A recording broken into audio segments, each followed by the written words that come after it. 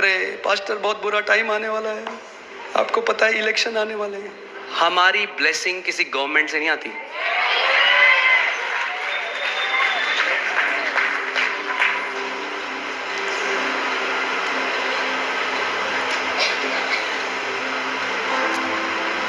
बहुत सीरियस हो गए कुछ लोग। इब्राहिम और लूत, उसका जो कजन था, लूत ने देखा हरी चराइयां, यहां है ब्लेसिंग। कनाडा, अरे एक तो कनाडा क्यों बोलता हूं बार बार,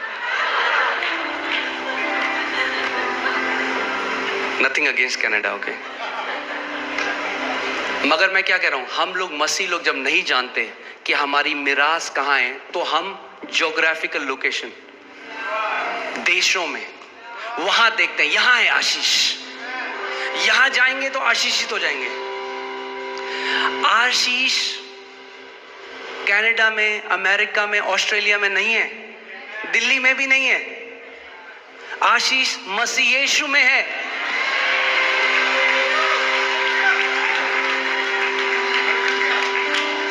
इफिसियों 1:3 लगाइएगा।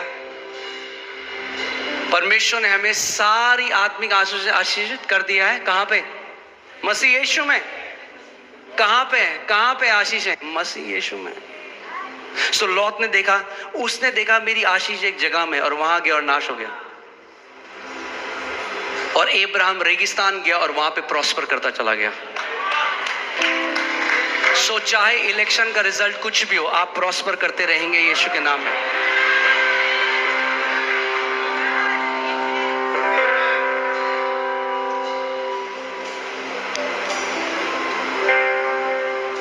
आमीन। पीएम कोई भी हो, हमारा राजा यीशु मसीह है।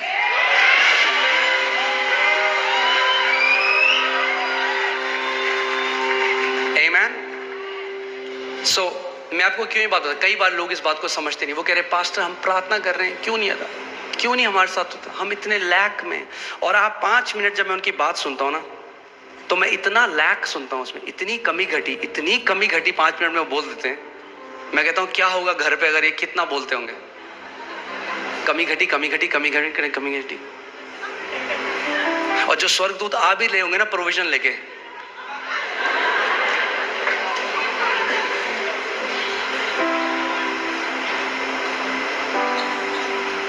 और हमें लगता है अरे ये कोई ऐसे थोड़ा ना होता है। मैंने तो प्रार्थना कर दी, हम सोचते प्रार्थना ना एक जादू की छड़ी घुमाना जैसे। मैंने प्रभु को बोलते प्रभु हमारे लिए कर देना बस। नहीं, आपकी एक जिम्मेदारी, आप अपने मुंह से क्या निकालते हो, एक बेटे की तरह। क्या आप परमेश्वर को अनुमति देते हो आपको ब्लेस करने के लिए? आप कहोगे ये कैसी बात हुई? यही तो बात हुई। परमेश्वर तो सबको ब्लेस करना चाह रहा है। अब मैं अगर आपको समझाऊं तो, अब अगर मैं इसको ऐसे कर दूं और फिर इसके ऊपर पानी डालूं तो भरेगी बोतल? कई लोग ऐसे ही हैं मसीह, ऐसे हो रखे हैं, झरने के नीचे हैं मगर भरे नहीं इतने साल से। क्यों? क्योंकि उल्टे बैठे हैं ऐसे। वो कह रहे हैं प्रभु क्यों नहीं हो रहा है कुछ, थोड़ा ढक्कन खोलो, झरने के नीचे हो।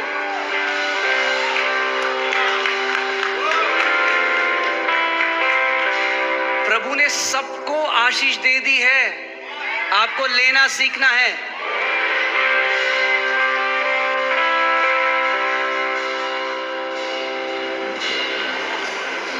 आमीन। नीति वचन 6:2 देखते हैं। नीति वचन 6:2, तो तू अपने ही मुंह के वचनों से फंसा और अपने ही मुंह की बातों से पकड़ा गया। कैसे फंसे आप? इंग्लिश बाइबल में लिखा है you are snared by the words of your mouth. Snared जो वर्ड है वो है जो शिकारी जो फंदा लगाते हैं चिड़ियों को फंसाने के लिए। सो प्रभु कह रहा है तूने अपने मुंह से अपने लिए फंदा लगाया और फिर कूद गया उसके अंदर, ये तूने किया है। लोग कहते हैं मैंने कब किया?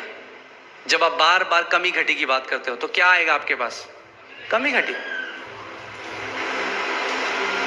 मरकुस 11:24 में यीशु ने कहा he shall have whatever he says, उसको वो मिलेगा जो वो कहता रहता है।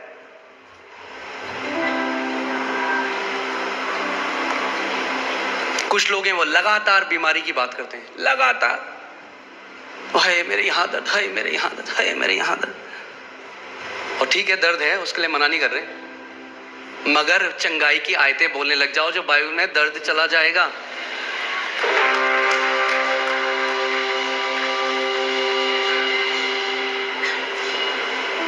क्या परमेश्वर पक्षपाती है? वो भाई कहाँ है जो अभी कैंसर से ठीक हुए थे, जिनकी टेस्टमनी थी?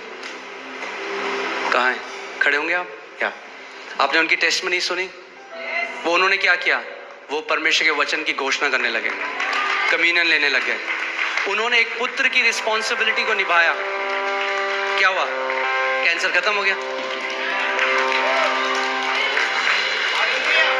जो परमेश्वर कैंसर ठीक कर सकता है, वो आपका सर दर्द नहीं ठीक कर सकता, वो आपका पेट दर्द नहीं ठीक कर सकता, वो आपकी पीठ दर्द नहीं ठीक कर सकता, घुटनों का दर्द नहीं ठीक कर सकता, मगर मुंह को चेंज होना पड़ेगा पहले।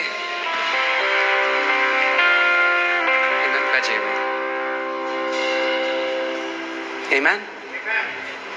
पुत्र की तरह हमें बोलना सीखना पड़ेगा, पुत्र की तरह बोलना सीखना पड़ेगा। आमीन। मैं ये नहीं कह रहा कि हम झूठ बोलें। अगर आप लैक में कोई बोले कहना अच्छी करोड़ों पड़े अकाउंट में, मैं ये नहीं कह रहा वो करो, पर मैं कह रहा हूं बार बार मत बोलो एक गाने को, आदत बन जाएगी आपकी बोलना सबको। कई लोग सबको बताते हैं मेरी सैलरी 20 तारीख को खत्म हो जाती है, और होता पता क्या है? फिर लोग आपकी इज्जत करना बंद कर देते हैं। तो कहेंगे फिर बार बार आगे वही बोलता है, क्यों बता रहे हो? पूछ रहे हो आपसे। अपने कमरे में जाओ, वचन खोलो, खुदा को बताओ उसका वचन क्या कहता है। उसका वचन कहता है मुझे रिमाइंड करा, मुझे स्मरण दिला कि मैंने क्या कहा है। आमीन। मैं आपको बता रहा हूं, जो आप कंटिन्यूअली कन्फेस करते हो वो आप खाने लग जाओगे। जो आप लगातार जिसकी घोषणा करते हो वो फल आप खाने लग जाओगे यीशु के नाम में।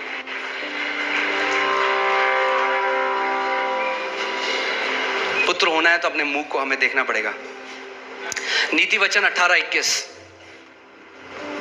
जीव के वश में मृत्यु और जीवन दोनों होते हैं, और जो उसे काम में लाना जानता है वह उसका फल भोगेगा। जो उसको काम में लाना जानता है। अब हम बोलेंगे जीव को किसको काम में लाना नहीं आता? बहुतों को। जिसके लिए दी थी उसका उल्टा कर रहे हैं हम लोग।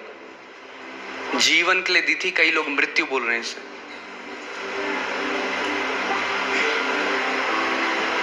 और अपनी जीभ से लोगों ने अपने जीवन, आप जानते हैं अपनी जीभ से आप अपने जीवन को छोटा या अपने जीवन को लंबा कर सकते हैं। अपनी जीभ से आप गरीबी में जी सकते हैं पूरे जीवन, या आप समृद्धि में जी सकते हैं। अपनी जीभ से आप बीमारी में जी सकते हैं, या अपनी जीभ से आप चंगाई में जी सकते हैं।